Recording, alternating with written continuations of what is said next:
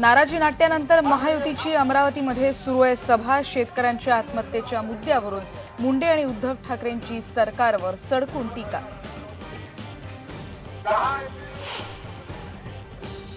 के दिवस आरोप करायचे की यांना विमानं मिळतात, अमुक मिळतात, आता तुम्ही खासगी विमानं वापरायला लागला। आपचे नेते सुद्धा विमान आणि गाड्या वापरतात, मग आम आदमीची पार्टी कशी? IPN लोकमतला दिलेल्या एक्सक्लुसिव्ह मुलाखतीत अजित पवारांचा सवाल।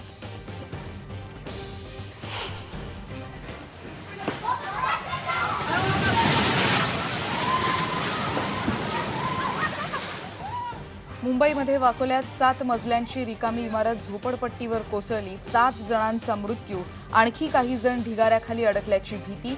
1.5 महिन्याच्या बाळाला वाचवण्यात यश। उस्मानाबादमध्ये शेतकऱ्याचा आत्महत्येचा प्रयत्न। गारपिटीनं आमराई आणि ज्वारीच्या पिकाचं नुकसान झाल्यानं स्वतःला घेतलं जाळून। लातूरमधल्या हॉस्पिटलमध्ये उपचार सुरू।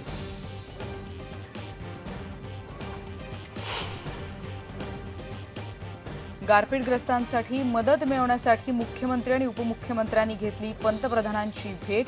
गारपीटग्रस्तांना सुरुवातीला 5,000 कोटींची मदत देण्याची केली मागणी।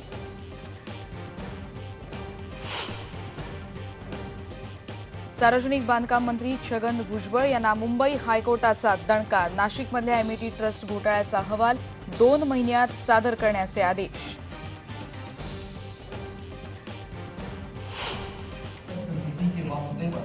आणि सचिन तेंडुलकरच्या चाहत्यांसाठी आणखीन एक खजिना। सचिनची प्रतिमा आणि सही असलेल्या चांदीच्या नाण्याचं मुंबईत प्रकाशन।